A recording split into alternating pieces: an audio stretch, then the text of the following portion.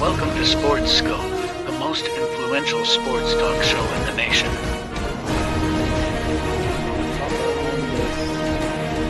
What is today, the 19th? Stay tuned for updates and great sports content. Hello, everybody. Welcome to Sports Scope. I'm your host, Robert Butler, on this last day of August. Got some good games on tonight. Florida at Utah. By the way, folks, if you're watching it, please don't tell me that game. I've got it recording. I want to say Minnesota, University of Minnesota and Nebraska. Matt Rule's debut there.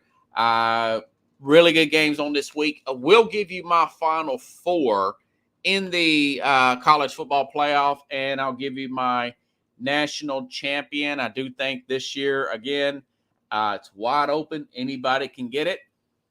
It's one of the most wide open years ever, I think. So just giving you an educated guess of how that's going to work out. Longtime scout Gil Brandt passed away, 91 years old. Remember, he was in the news last year for comments about the death of Hassan Haskins, the former Washington Commanders quarterback, plus JHockensons. I'll give you I'll give you my opinion of his major extension there with Minnesota Vikings. Plus, we'll talk about the other teams that are bubble teams in college football that could get into the playoffs. Penn State. I'm going to talk about USC, Penn State, Florida State, just a few of those teams, just to name a few. But first, let's go ahead and take our only break. And I'll be back here in 45 seconds here on Sports Scope. Hello, Sports Scope followers. The program has seen tremendous growth since going 5 days a week. I just wanted to thank everybody for your cash contributions and sharing the program with friends and families. Just a reminder, if you want to contribute to the program, go to the Cash App, the cash sign, and Sports Scope. There are other ways to contribute to the program listed at the bottom of the screen. If you want to advertise on the program, go to Sports, that is Sports with an S, another S, Scope, SKOPE, at gmail.com, just like it's listed at the bottom of the screen. Thank you and enjoy the program. All righty then. Okay. News breaking out. Good news out of Minnesota. If you're a Vikings fan, JHockensons is back. I know he was somewhat injured. He's supposed to be back and practicing as well. And now he's also got a new contract. I think maybe that's mainly the reason why he was not at practice.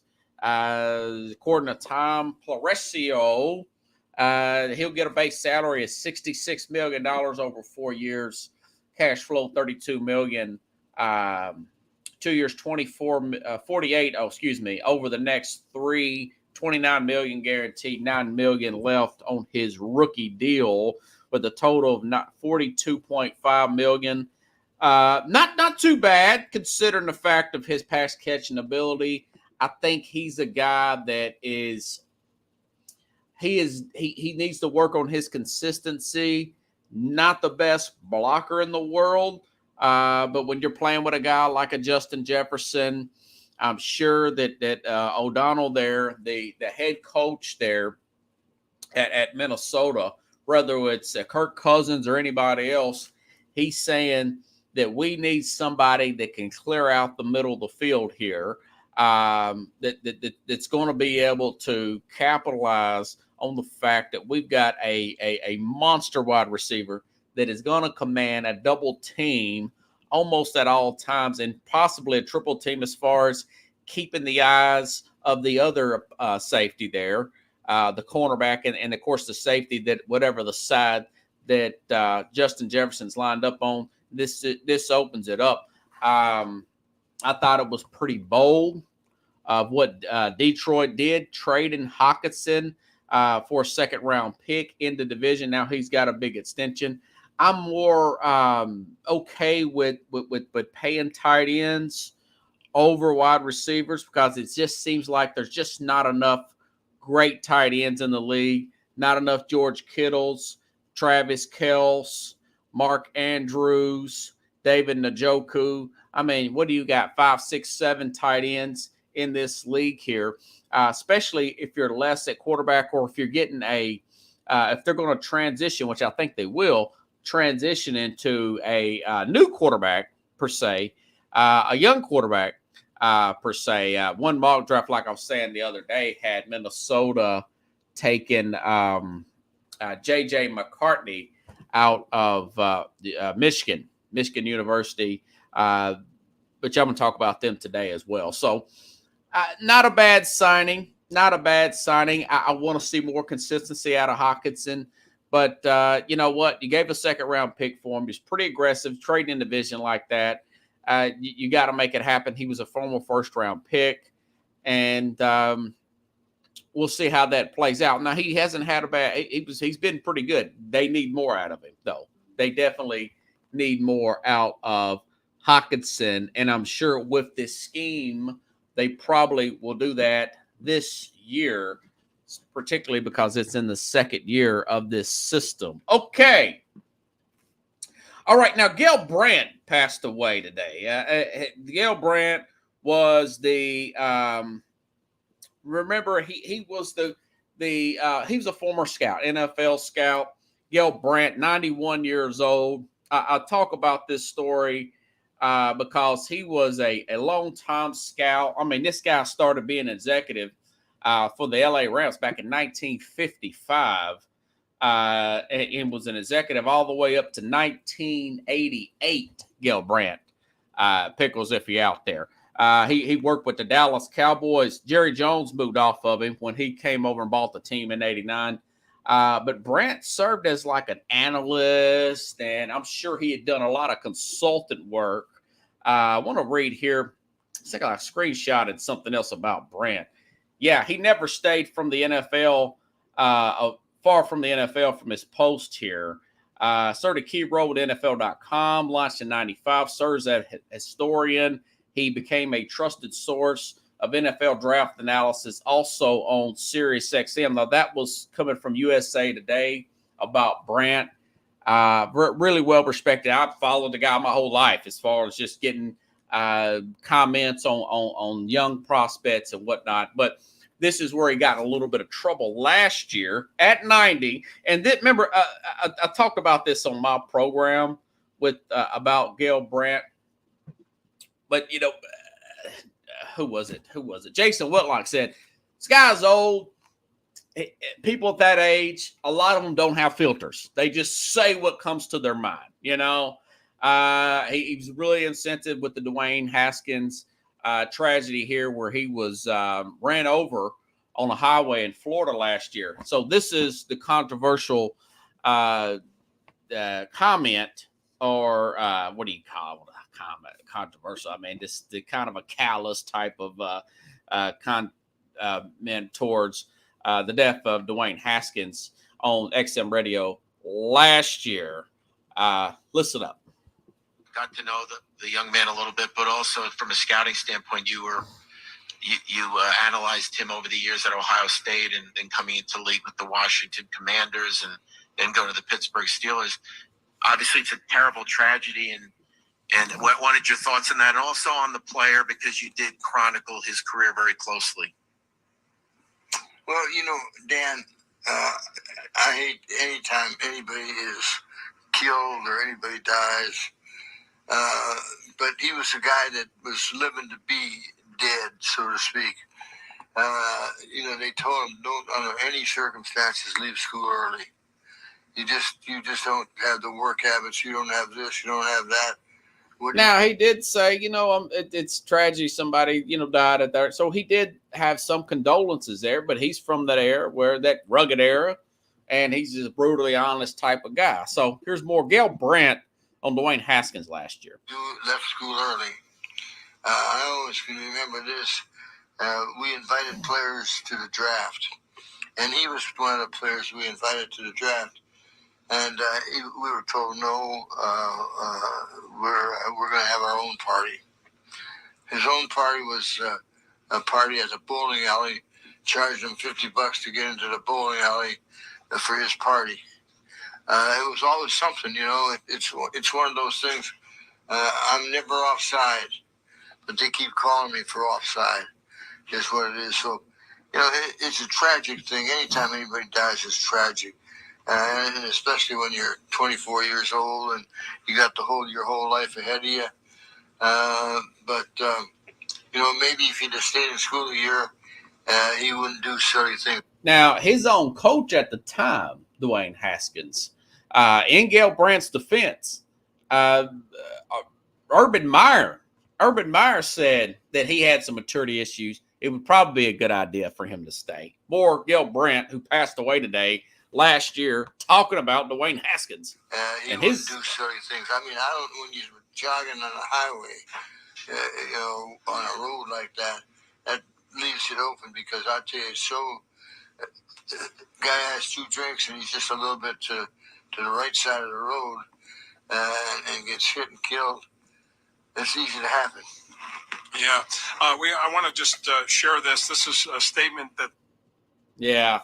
What's he jogging on the highway anyways? That for some reason, that it just struck me as funny. Gale Brandt passed away today. Longtime NFL scout. And you know, I thoughts and prayers with him. And, of course, still with that, the Dwayne Haskins family. This, you know, like I said, the old guys without the filter tell you what they really think and just kind of callous and go right through it. But for some reason, that just struck me as funny with Brent saying, well, what's he jogging on the highway anyways doing that? So, of course, you know, I think it was something to do with drugs and alcohol with Haskins. And Brent, they didn't say cause of death, but probably old age at 91 years old, you know. So, anyways, that's my thought there on that as far as the NFL is concerned.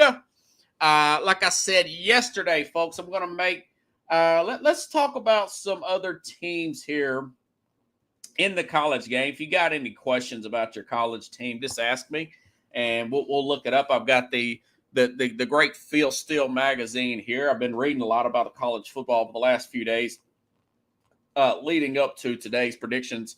If you didn't catch yesterday's show, I do think Joe Milton, University of Tennessee, will win the Heisman this year. That is my thoughts there. Okay, I'll tell you what. Let's start off with Clemson, folks. Here, see that's page 108. Clemson beat 111. Actually, let's go there. 111. I've got all my notes here all together here on the ACC, University of Clemson. You know, Clemson was 11-3 last year. 7 offensive, 8 defensive. Remember the DJ guy with the long last name? He transferred. The former 5-star quarterback who never really developed as a passer in this Clemson offense. He ends up transferring to Oregon State. Now, Oregon State played well, really well at times last year. They really beat up on Florida. They pushed USC really hard. They came a long way. So, but he transfers to them, and this guy, Cole Klubik, Klubik, this sophomore player here, he played pretty well against Tennessee as a true freshman last year. I'm reading that he's had a really good camp. Everything has slowed down for him. You know, Clemson has recruited well over the last few years. We know what Clemson is capable of. You know, I thought they lost a lot of games last year. Folks, they lost 3 games. And a lot of those were last-second game. I want to say they did lose. They lost 35-14 at Notre Dame. That was a huge win for Notre Dame. But that was coming off a very tight game against Syracuse. And then the week before that, they had a tight game against Florida State. But I do think this guy, the game has slowed down for this young player here. And you look at their schedule here with Clemson,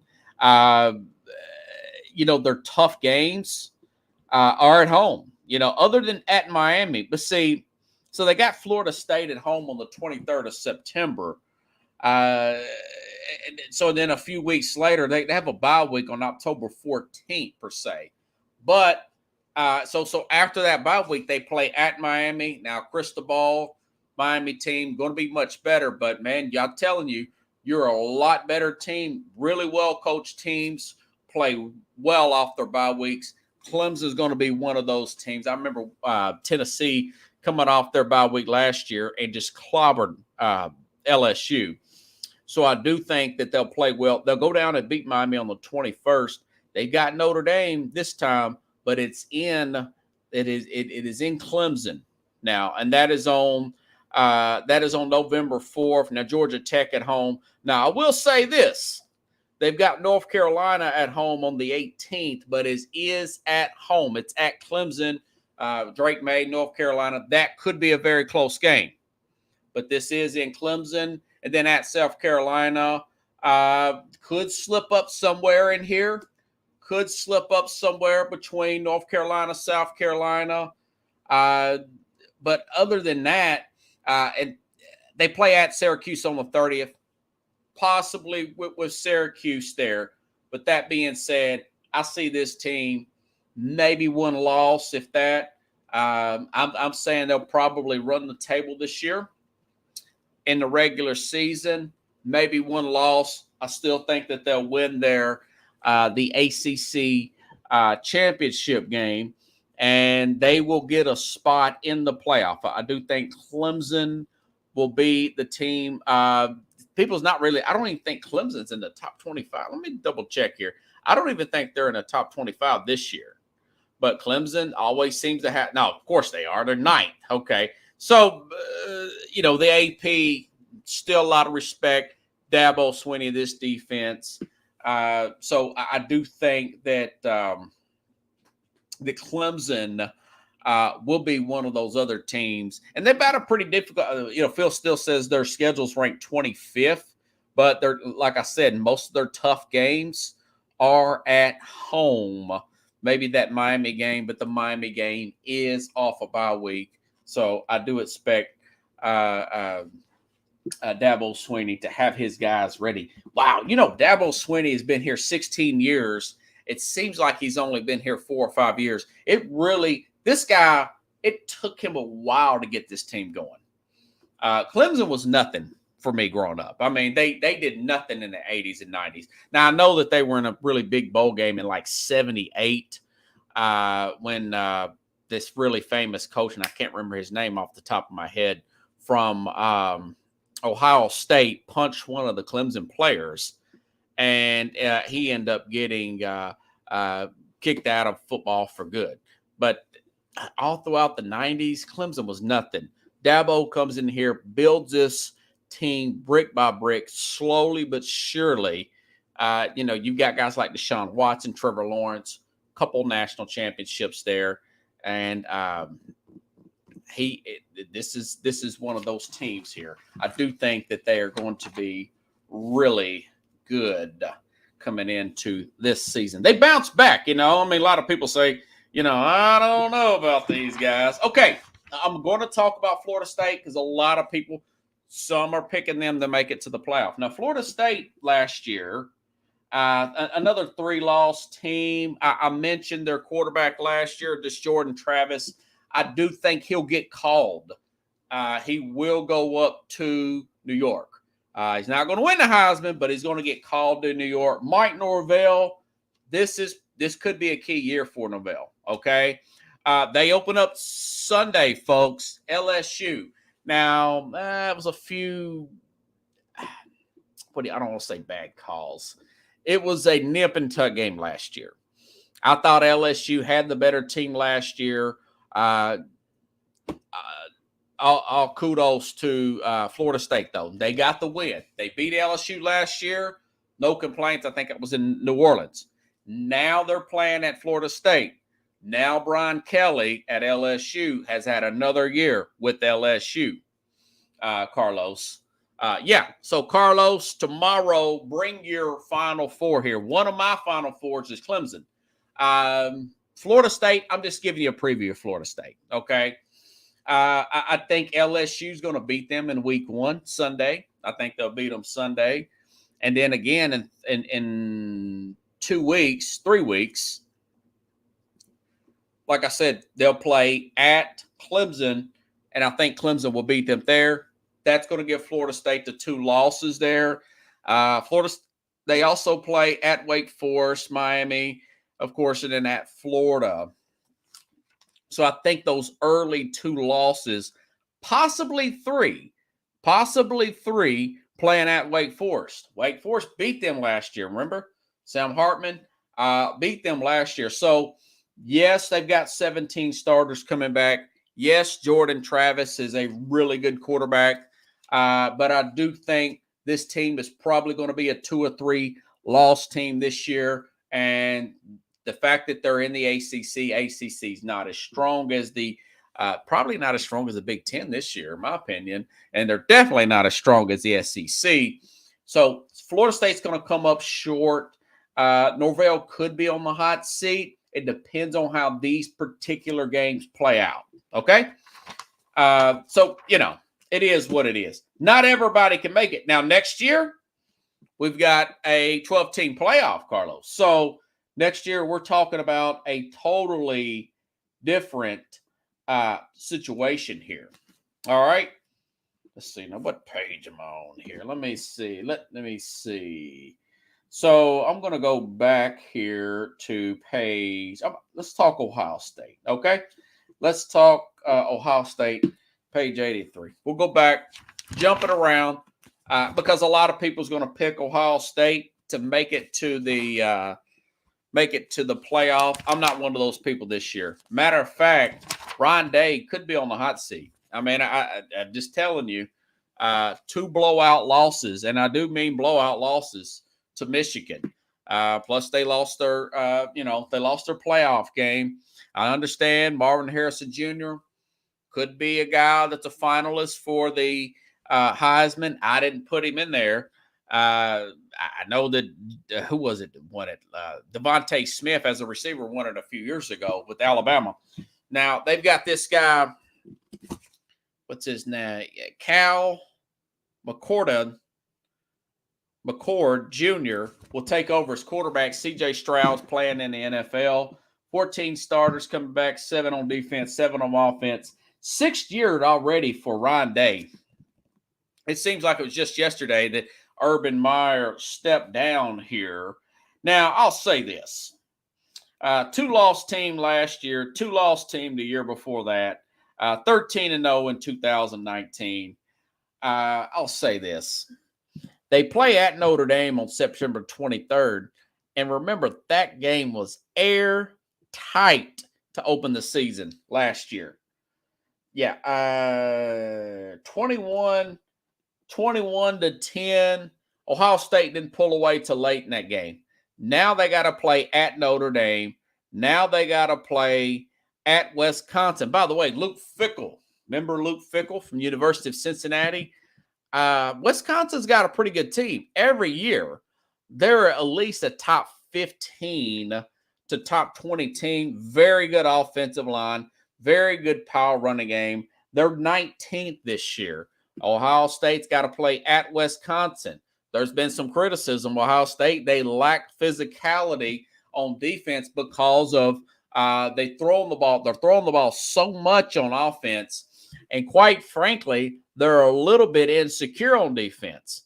They gave up those big touchdown passes to J.J. McCarthy. I've had Al Borges on the program a couple weeks ago, and he said they did a cover 0 blitz. When you do that, there's a couple reasons why.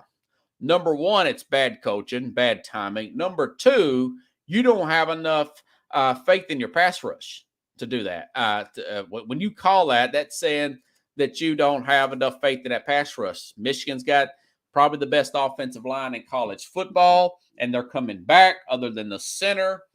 But this team, they've got to play Penn State on the 21st, at Wisconsin, and here's the big one. They got to play at Michigan on the 25th, the last day of the season. Their schedule difficulty is 27th. I think they can potentially lose to Notre Dame. I think that they can lose to a Penn State team that's really highly regarded. Some people's picking Penn State to come to the playoffs. But between at Wisconsin, at Michigan, and at Notre Dame, I could say that they can lose, if not one, but two. Okay? If everybody's saying that Michigan can potentially go undefeated, they're not going to put two Big Ten teams in there. Not unless Wisconsin has an amazing year or something like that. It's just highly unlikely that the loser of the Big Ten championship game is not going to go. I know that happened last year, per se, but it's rare for something like that to happen 2 years in a row. And I think Ron Day, I think he's going to be a little nervous this year because I think they're going to lose to Michigan. Pending injuries, I don't see why that they would consider to be favored against Michigan because it's at Michigan, and Michigan seems to be manhandling this guy on the inside. So speaking, like I said, since everybody's talking about Penn State, I'll give you a Penn State preview, okay? Penn State, remember Clifford is gone. So now they've got this guy, Drew Allar, sophomore here at quarterback. You know, they were 11-2 last year. You know, James Franklin, Carlos, can you believe that James Franklin has been at Penn State? This is his 10th year.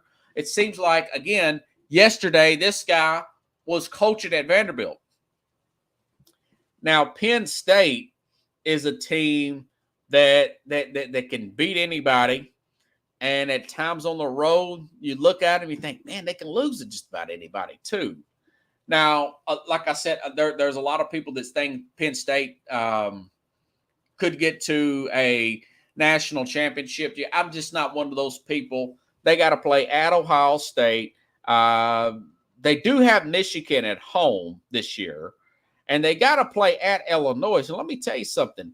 Illinois on this Brett Bielema, remember Brett Bielema, the former Wisconsin head coach.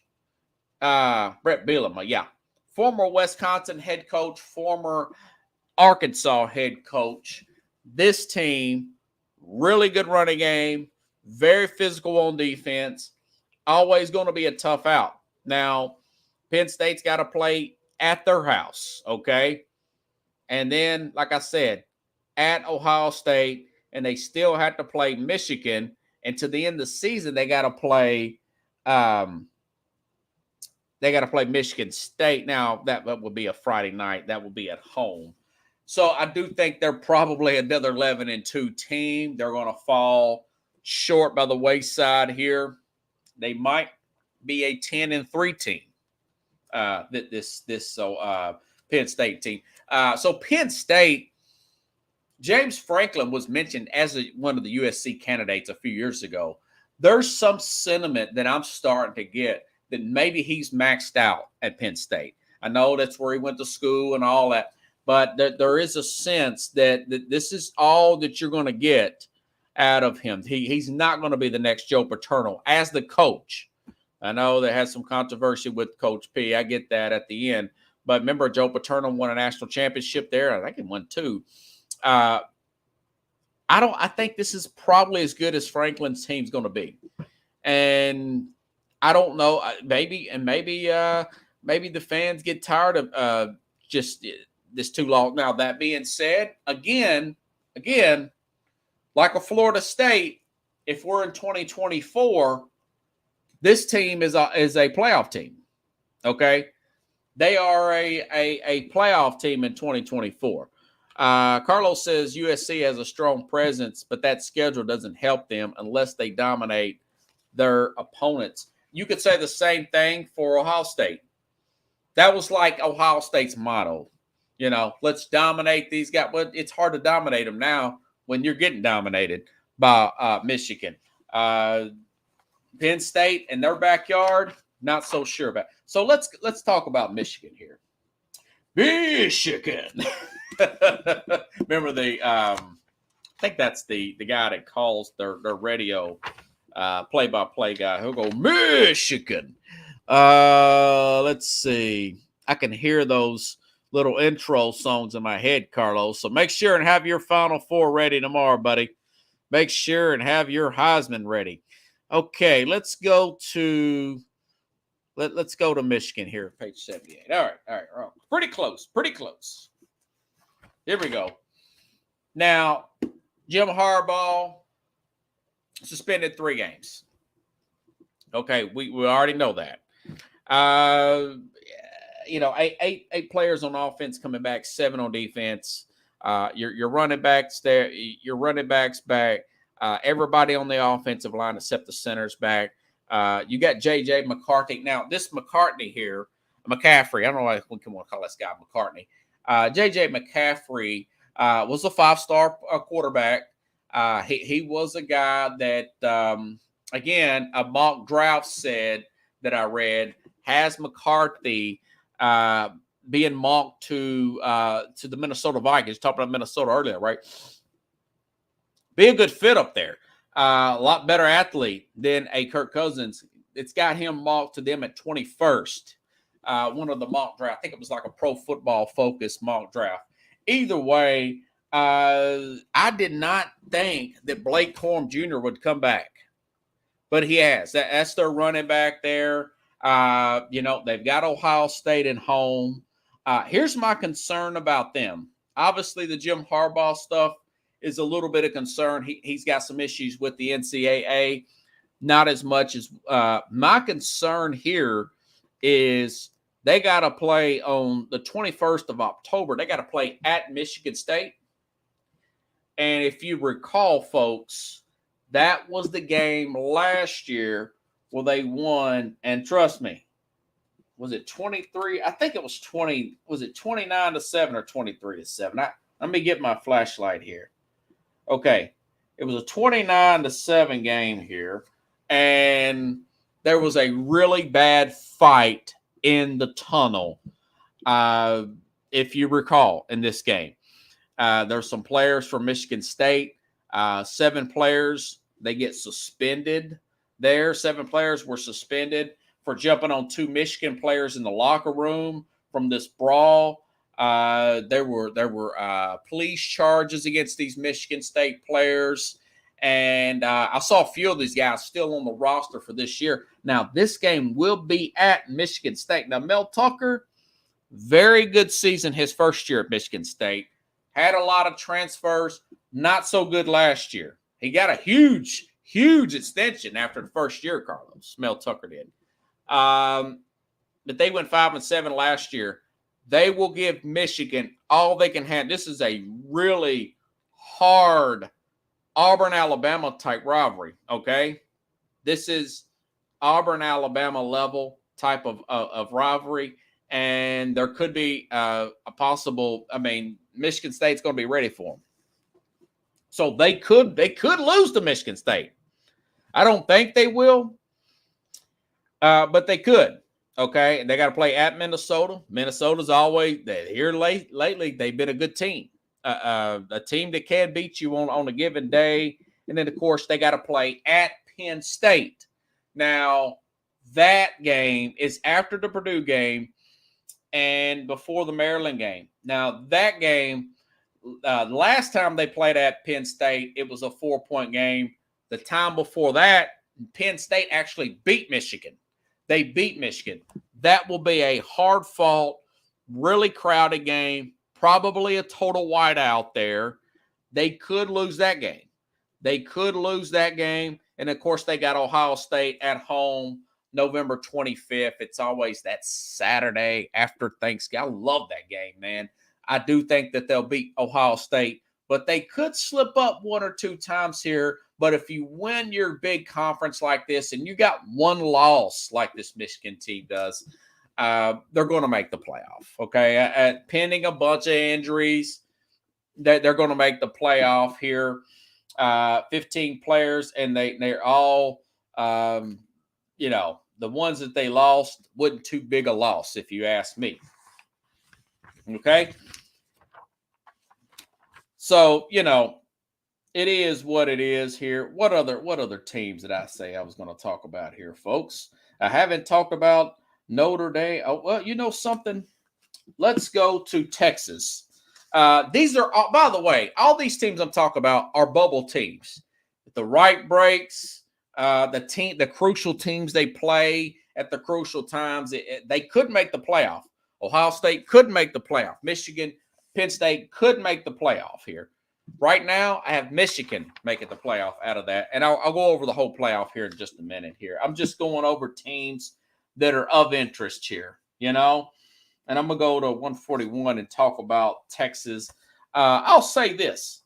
If you're just looking at recruiting, Texas, top 5 classes in a row, really banking on this NIL thing. By the way, Texas lost Bajan Robertson last year, the running back, Carlos, that went to Atlanta, the Falcons. That's the only starter they lost last year. They got 10 starters coming back, 6 on defense. That's 10 offensive. They should be able to move the ball. By the way, Quinn Ewers having a great camp. Totally separated himself from freshman phenom Arch Manning, which is the nephew of Eli and Peyton. I think that's Cooper, the other brother's son there, I want to say. It's the other brother's son, one of the highest recruits, sought after recruits, mainly because of the name, I think, in the history of college football, definitely in the last 20 years or so, Arch Manning, just because of the name. Both of your uncles got 2 Super Bowl rings between them, 2 apiece, they got 4 Super Bowl rings. So Steve Sarkisian, that being said, he is on the hot seat this year. They cannot lose 5 games this year. They lost to Texas Tech last year. They lost to TCU at home, and they only scored 10 points against TCU last year. Who else did they lose to last year? I want to say they lost to Oklahoma State. You cannot lose to Oklahoma State.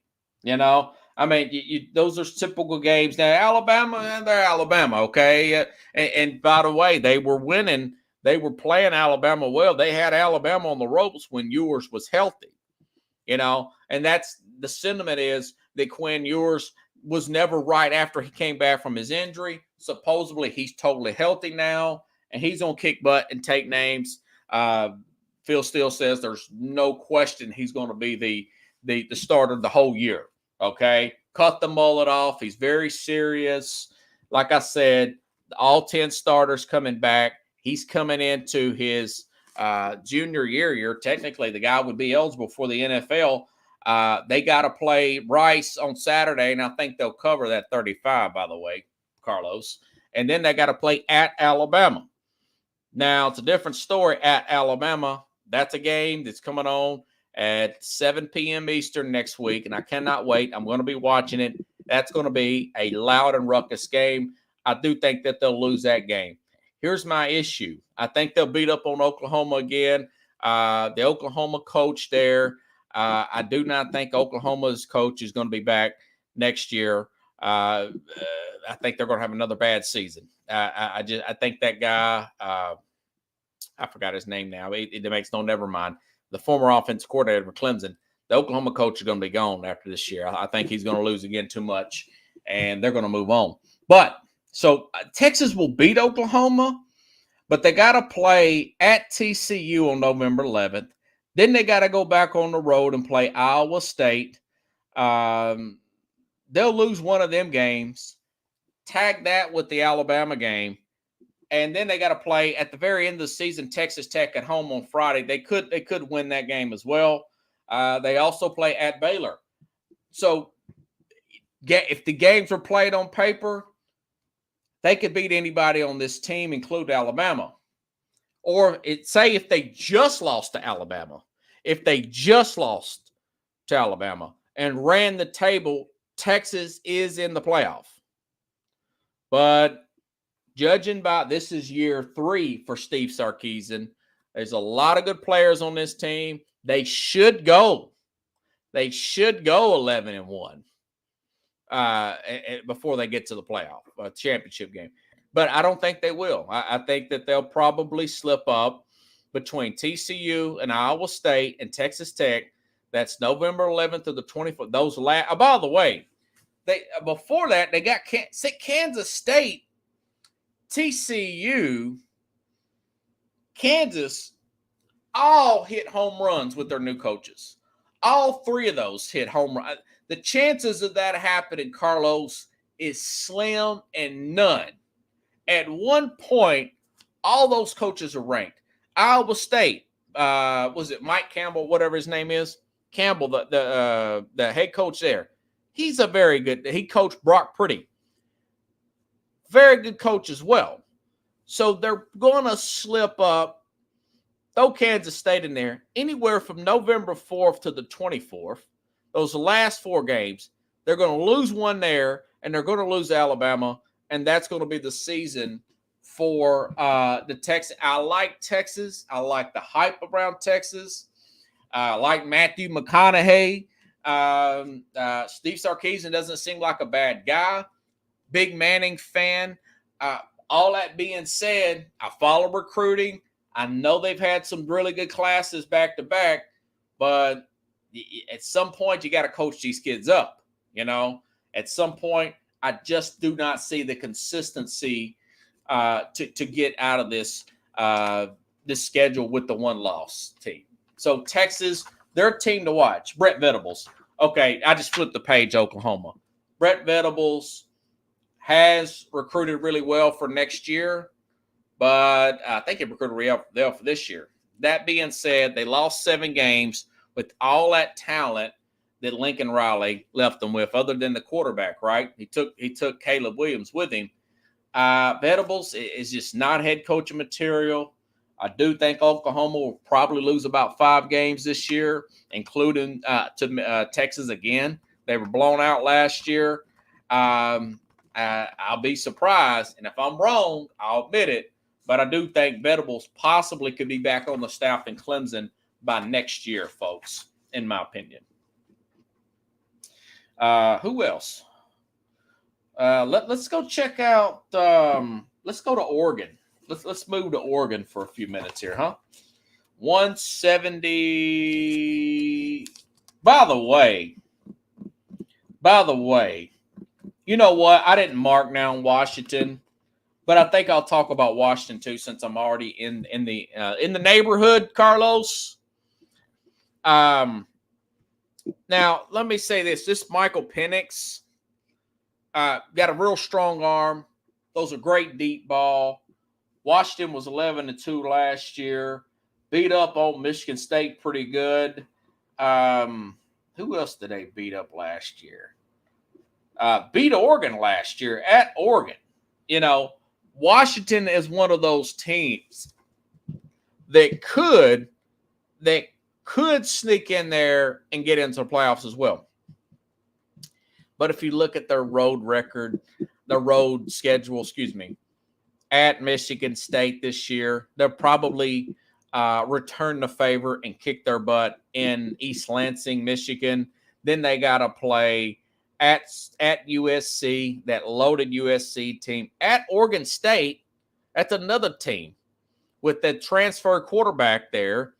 Those are 3 tough road games that I just do not think that is going to help this Keelan DeBar coach team. But I'll say something this. They got 15 starters coming back. They are a bubble team. They are a bubble team. But at Oregon State, at Stanford, at Arizona, at Michigan State, I could see them winning some of those games. They'll probably lose 2 of these games, okay? They'll probably lose 2 of these games. So I just do not think that Washington will get there, but they're going to be talked about throughout the season because Penix may be a pretty high draft pick as well.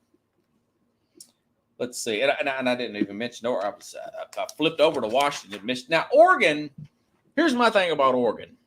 Now, this Bo Nix guy, he's been in college for about 6 years, Carlos. Bo Nix is a guy, Carlos says Penn State will give the conference a run. Yes. It could come down to one play against Michigan. Can Michigan lose to Penn State and or Ohio State and make the championship? Yes. the answer to that, now probably not Ohio State because it's too late in the season. Then again, if they're ranked second and they lose a close one to Ohio State, I think they still could because Ohio State did it last year and Michigan, Ohio State got in. So the answer is yes. The answer is yes, Michigan can still make it. Okay, to Oregon. Now, Oregon was 10-3 last year. We took our mind off Oregon because they got blown out by Georgia last year. Well, Georgia was the best team in the country. Georgia beat them like a drum. Dan Lanning is the former Georgia defensive coordinator, and he is recruited like nobody's business, okay, at Oregon. He's recruiting really well at Oregon, okay? Like I said, last year, beat BYU, went at Cal, beat Utah last year, okay? Utah was ranked really high at the time, all right? They were ranked pretty high at the time. Like I said, only got 3 losses. One of them was to Georgia.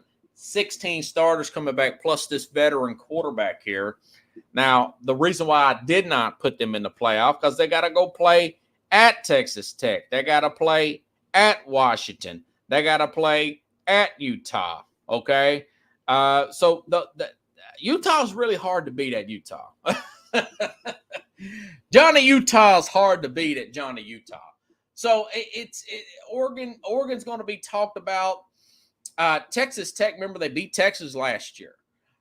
Texas Tech, they're a hard team to beat if you don't play them every year. They're just one of those type of teams here, you know. And plus they got USC on November 11th. So it's just not an easy schedule for them. And they got to play Oregon State towards the end of the season. So Oregon, yes, they've got the players to do it. And yes, they are a bubble team. That's why I wanted to talk about them, because the recruiting's been really well. I don't think I've talked about USC yet, have I? Let me go up and talk about you. 171. So, yeah, since we're in the neighborhood, let's go ahead and talk about USC. They're going to score a lot of points, okay?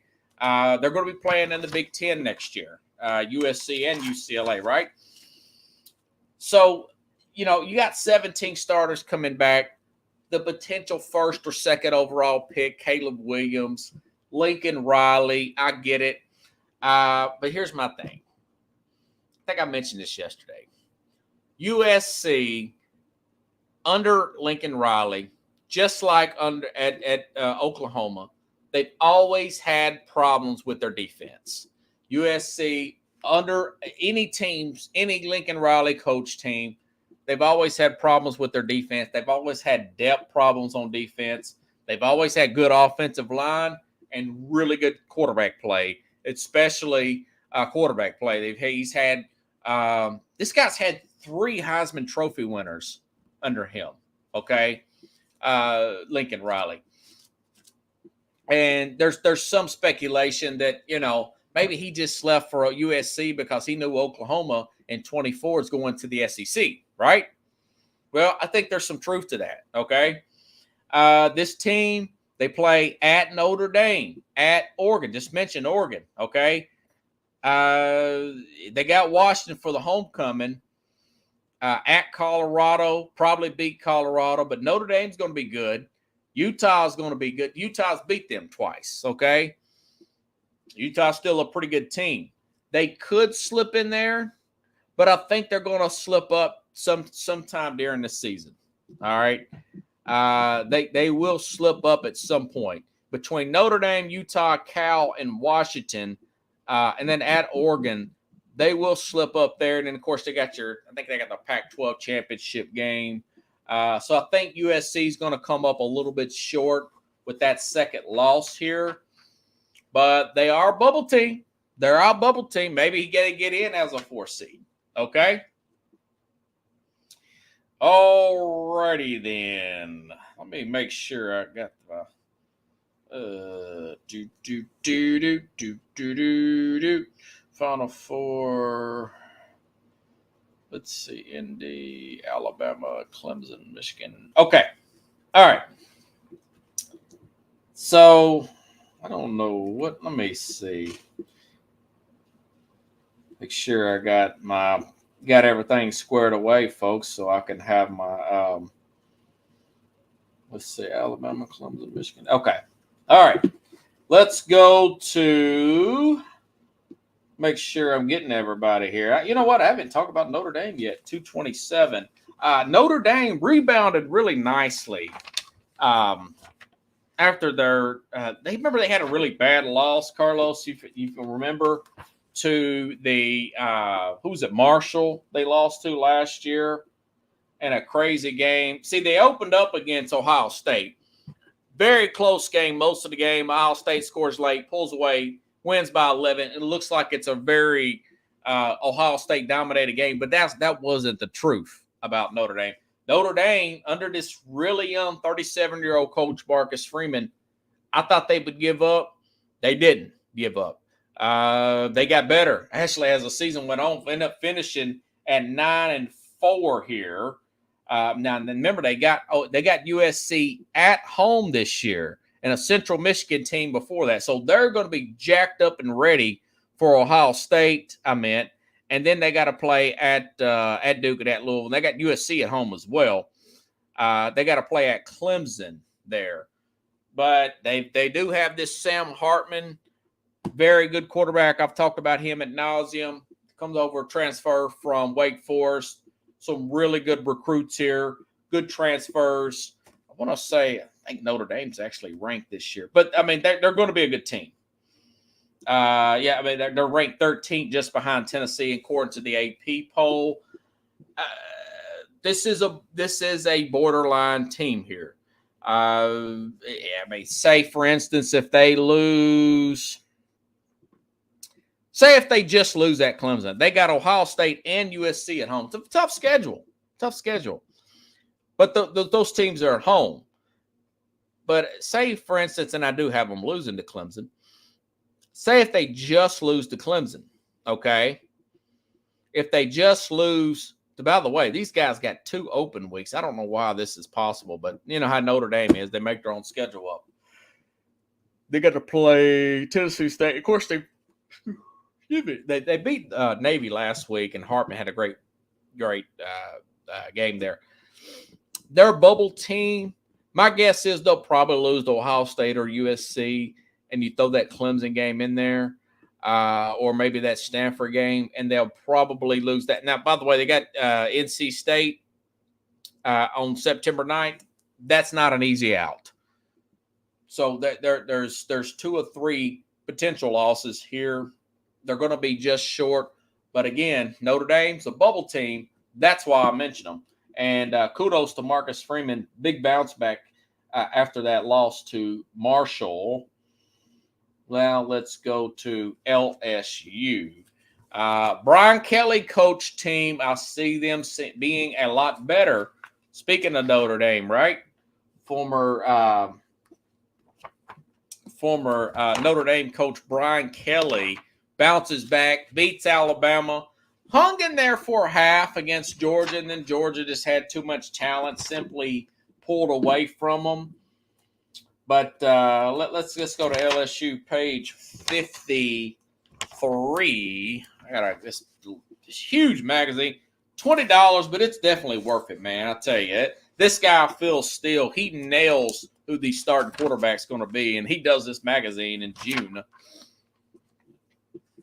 Okay, LSU. Now, I mentioned this guy, Jalen Daniels, could also be a Heisman candidate, dual threat quarterback, going to play a lot better, played a lot better as the season went along. Remember, they lost early to Florida State last year. They're going to go down there in Orlando. They're going to beat them Sunday, I'm saying. They're going to win that game. And then they play throughout the season some of their more harder games at Ole Miss on September 30th, at Alabama on November 4th, okay? Both teams get the bye week before they play. That's like that every year. They'll probably lose that game. I'm calling for that to be a loss. They've got Texas A&M towards the very end of the season, okay? But I'm thinking this is probably a 1 to 2 loss team. I'm thinking they're a 1-loss team, okay? I think they're going to lose to Alabama. They're going to beat Florida on November 11th. They got Georgia State on the 18th. Then they got Texas A&M at home. I think A&M, I want to say that, A&M beat them last year. That was at A&M. This year, it's at LSU. Great game, by the way. Man, that's going to be good. So my thing is, Alabama's going to beat them.